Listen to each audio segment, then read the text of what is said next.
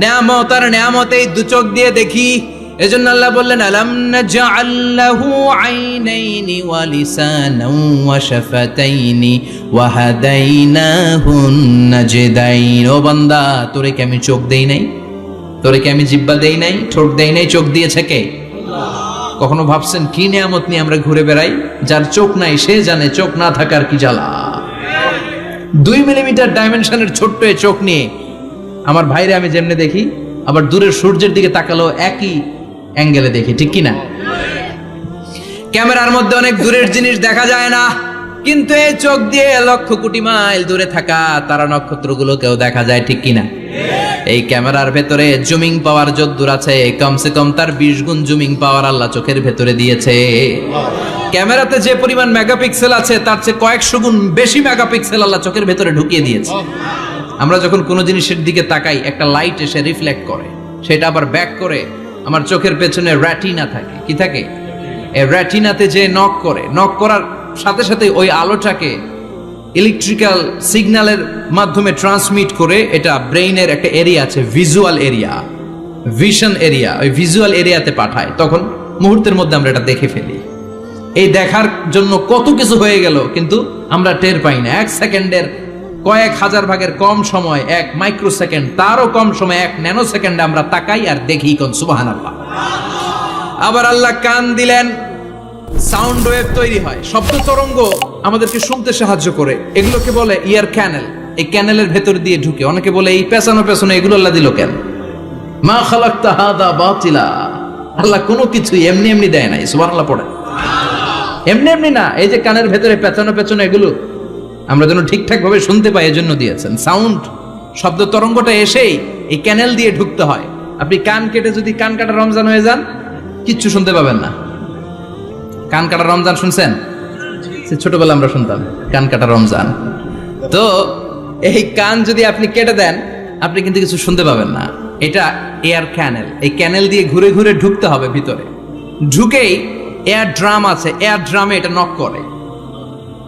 মানবদেহের সবচেয়ে 206টা হাড্ডির মধ্যে থেকে সবচেয়ে ছোট সাইজের হাড্ডি থাকে কানের ভেতরে। এটার আবার 3 ভাগ, outer air, middle air, the inner air. 3টা স্টেজ পার হয়ে এটা ব্রেনের ভেতরে হেয়ারিং নার্ভ আছে, শুনবার জন্য যে স্নায়ু আল্লাহ তৈরি করেছে, ওই স্নায়ুতে যে নক করে। এই নক করা মাত্রই আমরা শব্দটা শুনতে পাই। সুবহানাল্লাহ পড়বেন না? এজন্য আল্লাহ বললেন ফাজআলনাহু সামিআন বাসীরা। তোকে আমি চোখ দিলাম, তোকে আমি কান দিলাম। শুধু চোখ কান দিয়ে আমি থেমে থাকি নাই। ইন্না হাদাইনাহুস সাবিলা ইম্মা শাকিরান ওয়া ইম্মা কাফুরা। আমি আল্লাহ চোখ আর কান দিয়ে থেমে যাই নাই, তোকে আমি সঠিক রাস্তাটা দেখিয়ে দিলাম। আমাদেরকে রাস্তা দেখাইছে কে? আল্লাহ। আল্লাহ বলে দিলেন এটা ডান পথ, এটা বাম দিক। ডান দিকে যাবি তো জান্নাতে ঢুকবি, বাম পথে যাবি তো জাহান্নামে যাবি, ঠিক কি না?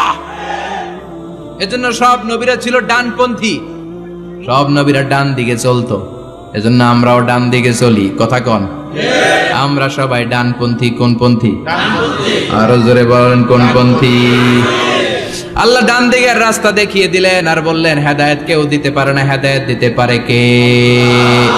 এরপর আল্লাহ বললেন ইম্মা শাকিরা ওয়া ইম্মা কাফুরা। তুমি শুকরগুজার বান্দাও হতে পারো, আবার কাফেরও হতে পারো। The choice is years. তোমাকে আমি স্বাধীনতা দিলাম। ফেরেশতা আর আল ইনসান, মানুষের মধ্যে মৌলিক ডিফারেন্স এটাই যে ফেরেশতাকে কোনো স্বাধীনতা দেয়া হয়নি, আর আমাদেরকে স্বাধীনতা দিয়েছে কে? পথ আল্লাহ 2টা দেখিয়ে দিয়েছে। যদি শুকরগুজার হও, আমি নিয়ামত বাড়িয়ে দেব।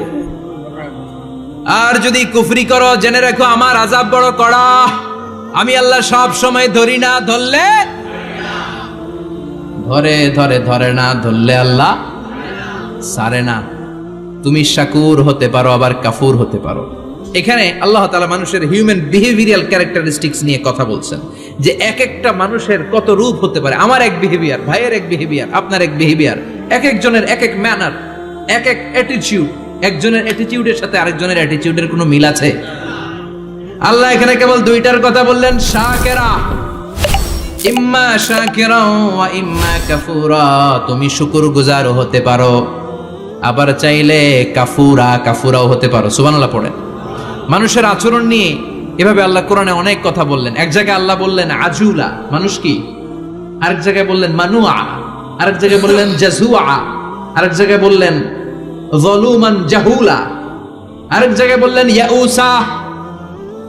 এক এক মানুষ এক এক ধরনের। কিছু মানুষ আছে যা শুনে খালি ভুলে যায়, আছে না নাই? কিছু মানুষ আছে একবার শুনলে আর ভুলে না। আমাদের জাতীয় কবির নাম কি? জোরে বলেন। ওনার মেমোরিটা ছিল ফটোজেনিক মেমোরি। ফটোজেনিক মেমোরি হচ্ছে যে মানুষ একবার দেখলে, এটারে আমি মোবাইলে ছবি তুললে যেমনি একটাও হারাবে না, আমার এখানে থেকে যাবে, একবার তাকালে আমার মাথার মধ্যে এরকম থেকে যাবে, এটার বলে ফটোজেনিক মেমোরি।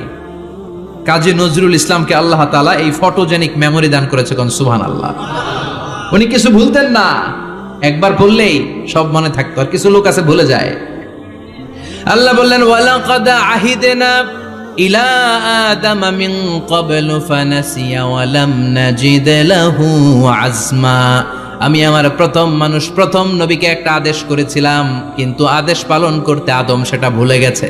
ওয়ালাম নাজিদ লাহু আজমা, এই আদেশ পালনে তাকে আমি দৃঢ় চিত্ত পাই নাই। পাইবো কেমনে? ভুলে গেছে। তো বাপ বললে পোলারা বলবে না? এজন্য বিষ্ণু বলেছেন নাসিয়া আদম ফানাসিয়া বানু, আদমও ভুলে যায়, এজন্য আমরাও ভুলে যাই। আদম আলাইহিস সালামের বয়স ছিল 1000 বছর।